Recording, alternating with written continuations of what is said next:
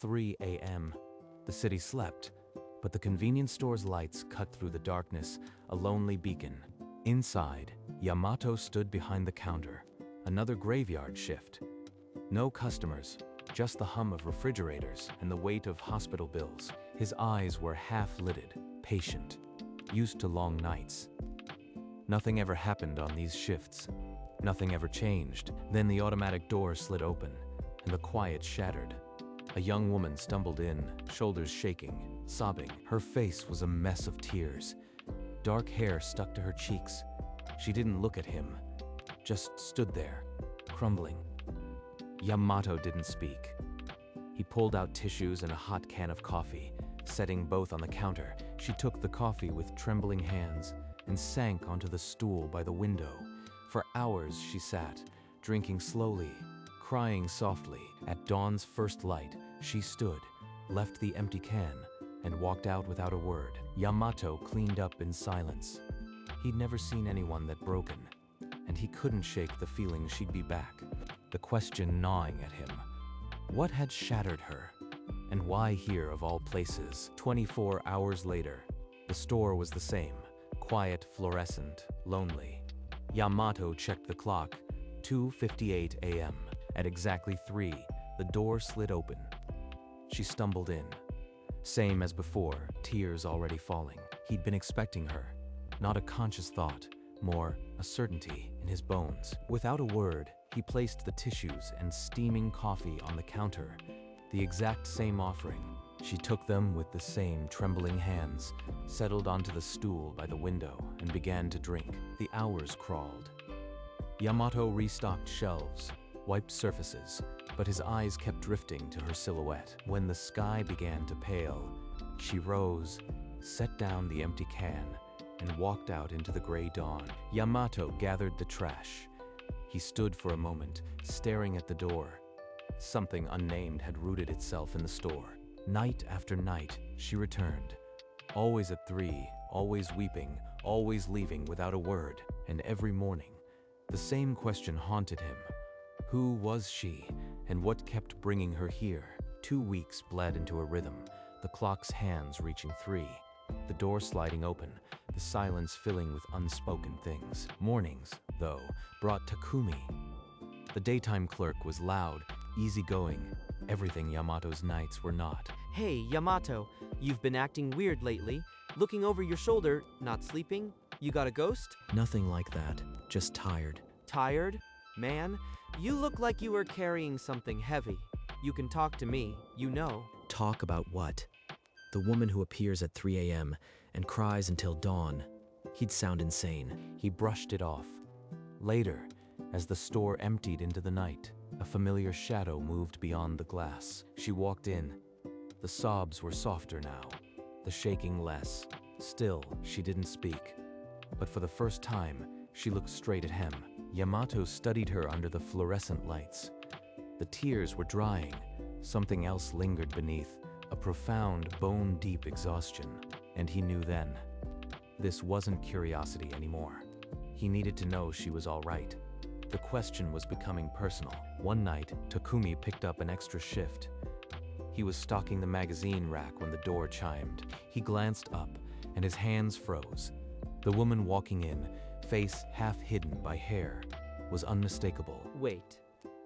Is that Hina Mochizuki? The Hina Mochizuki? He grabbed a gossip magazine, comparing the cover to the tear-streaked face across the store. It was her. No way! You are that model, the one from all the magazines. Hina's eyes widened in pure terror. She stumbled back, knocking over a basket of snacks, and fled through the automatic door. Yamato moved on instinct. He grabbed a fresh hot coffee from the warmer and followed her into the cold night. He found her leaning against the wall, hands covering her face, trembling. He held out the can, and they stood in silence under the streetlight. He knows who I am now. Why isn't he asking anything? Why is he still kind? The next night, at 3 a.m., she returned. Their eyes met across the store, and the unspoken truth sat between them, acknowledged but unbroken. 3 more nights. Hina returned, took coffee, sat, but her eyes never left him, watching. Why doesn't he stare? Why doesn't he ask? The magazines, the photos, they mean nothing to him. She's testing me. Every night, searching for a reaction. She won't find one. The ritual held, but the air grew heavy. Silence, stretched too thin, finally begins to tear. On the 21st night, her face was dry, no tears, only a fragile, trembling decision. Thank you for not asking. Yamato's hands froze above the coffee warmer. He met her gaze and gave a single, careful nod. He understood. Without explanations, without pity, he simply understood. And in that moment, the convenience store became a sanctuary, a place where a fallen star could breathe. The first words had been spoken. Now, the silence would never be the same. The silence broke into fragments the next night, small, cautious words like testing ice. Do you always work the night shift? Since my father died, the debt doesn't pay itself. He's carrying something too. Something that keeps him in this place. He spoke of the hospital bills, the years of treatment, and a father who smiled through the pain. That's why I am here. Every shift eats a little of the debt. I don't mind. At least you have a reason. I dread going home. The silence there is worse. I can't tell him why. Not yet, but maybe one day. They sat in the aftermath of words, the store's hum filling the gaps. Something was taking root. For the first time in years, neither of them felt completely alone. One night, her phone buzzed, a notification she couldn't ignore, the screen lighting up with cruel words. Model Hina Mochizuki's shameful collapse. Fans demand answers. Lies. Every word a lie. And yet they're still watching, still tearing me apart. Yamato saw her hands shake. He set down the coffee and finally broke the unspoken rule. I've known who you are since the beginning. It never mattered. Then you know I am not the person in those photos. I am just a puppet. They've controlled everything since I was a child. The smiles, the tears, all of it. Stop. If I keep talking, he'll see the real mess. No one wants that mess. She pulled back sharply, words dying on her lips. The wall rose again, but it was thinner now. Yamato simply slid a fresh coffee toward her. No questions, just the same quiet patience he'd always offered. A few nights later, the dam broke. Hina came in shaking not from cold, but from the weight of untold years. I was 13 when they found me, a talent scout at a mall. My mother signed the contract. They controlled everything. What I ate, who I spoke to, even when I could cry, I was their doll. The scandal, they made it up. All of it. They wanted to break me so I'd sign a worse contract. Yamato's hands curled into fists beneath the counter. A cold, quiet fury settled in his chest. I tried to fight back. They ruined my name. Now I have nothing. No one, just this store. If I don't re-sign, they'll destroy me completely. I am trapped. They turned her into a commodity, a thing to be broken. But she's still here, still fighting, still fighting. The store fell silent, except for her sobs. For the first time, Yamato didn't see a supermodel. He saw a prisoner, and something hardened in him. He would find a way to help her break free, no matter the cost. When my father was hospitalized, a social worker helped us. She knows an entertainment lawyer. A lawyer? You think they'd let me fight back? They'd destroy me first. Not if your contract is illegal. She said he's taken down agencies before. Hope. The most dangerous thing, but also the only thing I have left. He saw the terror in her eyes, but also the faintest flicker of something that looked like hope. If I try, and lose, I'll be worse off than dead. They'll own my name forever. Then we make sure you win. Let me call her, please. I am so scared, but okay. Do it. Make the call. A fragile permission heavy with risk. The first real step toward freedom. Hina watched, heart pounding, as he dialed the number. The fight for her life was about to begin. The store phone rang twice before a familiar voice answered. The social worker who'd guided him through his father's illness. It's Yamato. I need that lawyer's number. It's urgent. She gave it without hesitation. Moments later, he was speaking to Attorney Okabe. We need a consultation. It's about a manipulated contract, a model named Hina Mochizuki. Okabe's voice was calm, professional. He agreed to meet the next day. No payment up front, just a promise to hear them out. The next afternoon, Hina stepped out of the store in a cap, sunglasses, and an oversized coat. Unrecognizable. If anyone recognizes me now, it's all over, but I have to do this. Yamato walked a step ahead, scanning the streets. He'd memorized the route to Okabe's office. No mistakes. They stopped in front of a modest building. A small brass plate read, Okabe Law Office. Hina's hand trembled on the doorknob. Beyond it, the truth about her contract, and perhaps her future, waited. Okabe's office was sparse but warm. The lawyer gestured for them to sit, his eyes kind behind glasses, missing nothing. Tell me everything. Start at the beginning. I'll listen without judgment. I was a normal girl until a scout found me. My mother signed. After that, my life wasn't my own. Hina spoke for an hour. Through tears, she laid out the abuse, the fake scandal, the contract that trapped her. This contract is a masterpiece of coercion. Clauses like these are illegal. Restraint of trade, unconscionability. They violated at least 3 labor laws. You are not bound by this. You never were. Free? After all these years. There's a word for my prison. Void. I can take this to court. We'll file for nullification and damages. It won't be easy, but we can win. You are not alone anymore. We do this together. Yes, I want to fight. For the girl I was, and the woman I might become. Okabe sent the demand letter. The agency's response came not in court, but in headlines. Vicious, coordinated, designed to crush. Hina Mochizuki's fraud exposed. The unstable mind behind the smile. Hina stood in the store aisle, a stack of newspapers beside her. Photos, fake interviews, every lie designed to bury her. It's happening again. They're twisting everything. I'll never escape their narrative. I can't. This is worse than before. Maybe I should just sign the new contract. End this. Signing means they win forever. These headlines are desperation. They're afraid you'll expose them. You told me they made everything up, so prove it. Stand up and show the world the truth. He's right. If I give up, every horrible thing they said becomes permanent. I won't be their puppet anymore. I'll fight. Not just for freedom, but so they can't do this to anyone else. The store had seen her cry, crumble, and now rise. The war was just beginning, but this time she wouldn't face it alone. I am so sorry for that night. I didn't realize what you were going through. I was just a loudmouth. It's okay. You didn't know. Besides, your reaction reminded me why I am fighting. Yamato told me a bit. I can't help much, but if you ever need someone to watch your back here, I am in... As days passed, the store became a fortress.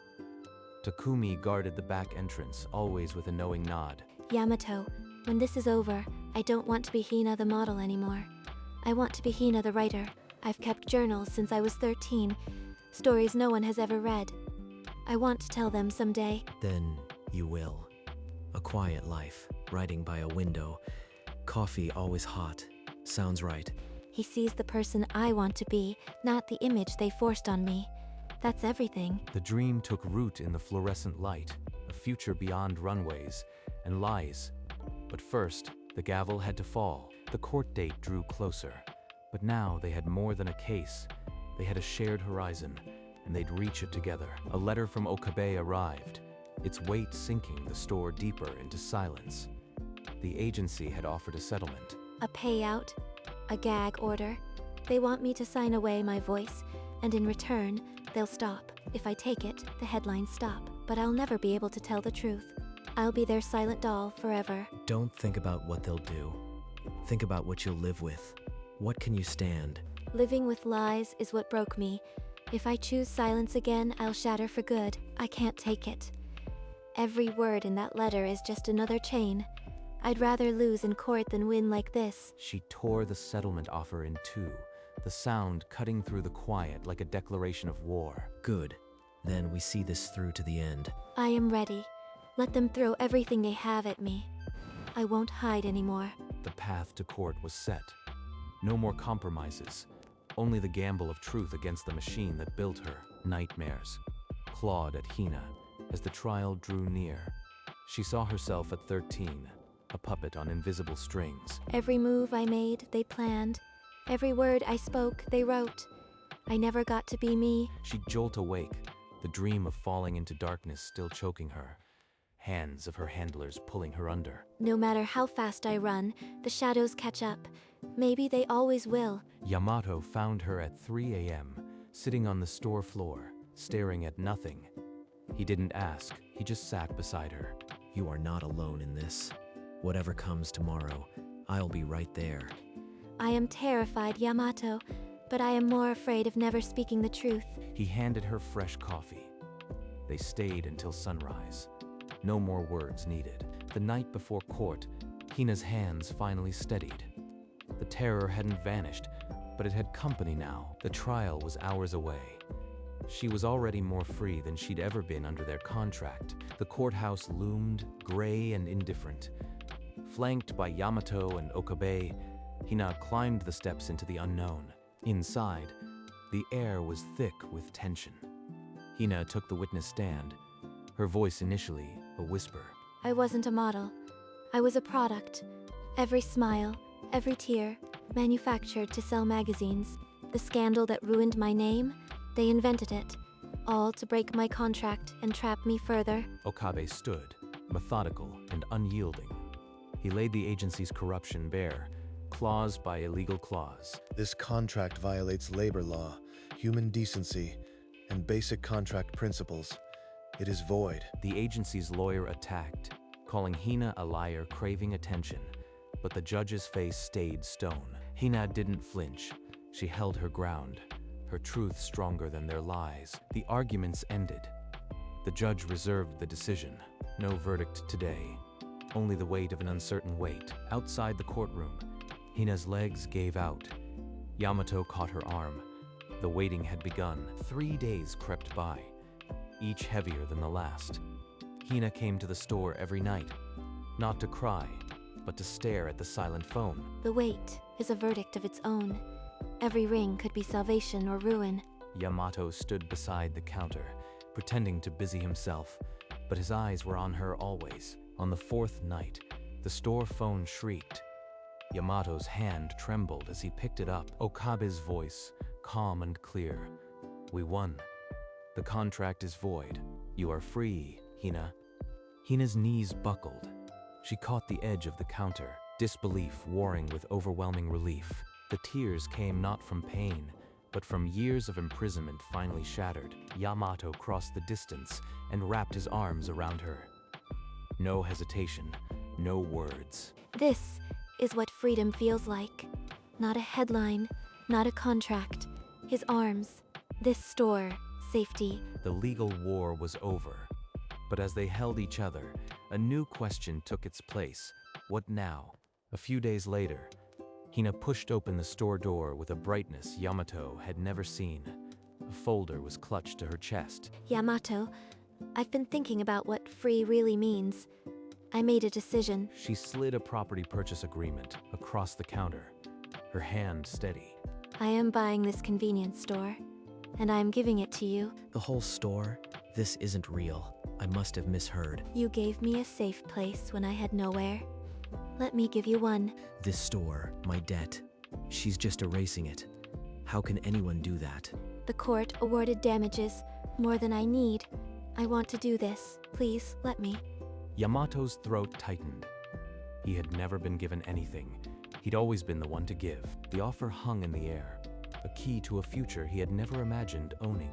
Yamato opened his mouth to refuse, but no sound came. The words were too large, too impossible. I know it's overwhelming, but you've given me a reason to wake up. Let me give you a reason to stay. But I don't deserve this. I just handed you coffee. You handed me silence when I needed it most. You gave me a place to exist. That's everything. Every night, I'll be writing. And every night, I'll come home to drink your coffee. Please. For the first time in years, Yamato's lips curved upward. A real smile. Small, but undeniable. Then I accept. but the coffee better keep selling out. They met the elderly store owner that week. Hina signed the papers.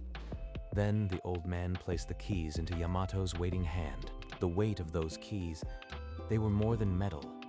They were a life unchained from debt, a home built from tears. Welcome home, Yamato. Yamato stood behind the counter. Now his counter, in an apron that bore no store logo, just his own quiet pride. In the corner, a small wooden desk appeared, a haven for Hina's notebooks, and a steady supply of fresh coffee. Every blank page is a chance. Every word I write is mine. No one can script it for me. The store's rhythm adapted. Yamato restocked shelves while Hina typed. The coffee warmer hummed a constant, comforting note. One night, Hina's laptop glowed with an email, her first short story accepted for an online literary journal. Yamato, look, they accepted it. My name, under a story, not a photograph. It was always going to be. You are a writer, Hina. She printed the story and pinned it above her desk. A talisman against the years of being voiceless. Regulars began to nod at the quiet woman in the corner, not knowing she once graced 6 magazine covers. This is what I needed, too. A reason beyond debt, a future. Months turned the store into a neighborhood anchor. Warm light spilling onto the sidewalk, always welcoming. Yamato moved behind the counter with an ease born not of routine, but of belonging. Every evening, as the sky ambered, the door chimed. Hina walked in, his shoulder bag heavy with notebooks. No order was ever spoken. A hot coffee sat on the counter before she reached it, steam curling like an old friend. He never misses it. Just like that first night, only now it's a promise. She's here, same time, same stool, same quiet determination in her eyes. The world outside still whispers my old name, but in here, I am just the writer with the coffee. You know, you haven't increased the price. Still the same cheap coffee. Some things shouldn't change. It's part of the ritual. And so it was, night after night. The beauty who'd once stumbled in crying now came home to the coffee that never changed. One evening, the door chimed differently. Hina stepped in holding a book with her name on the cover, her smile brighter than the store lights. Yamato, look, it's real, my first novel. All those late nights, those pages, they became this. I knew it would. Let me see your name there. He ran his fingers over the title, a rare, full smile breaking through his usual calm. The name on the cover meant more than any headline. They moved to the window seat, the sky streaked with orange and pink, and sat in comfortable silence. No need for any words. I used to dread every sunset. Now it feels like coming home. Because this is home. It always has been. The steam curled upward, carrying with it years of silent nights, hard-fought battles, and a love that never needed to shout. Outside, the world spun on. Inside, the convenience store glowed like a promise kept, a beacon for the lost, a sanctuary found. On the counter, a single coffee still steamed, waiting, as it would, every night, forever.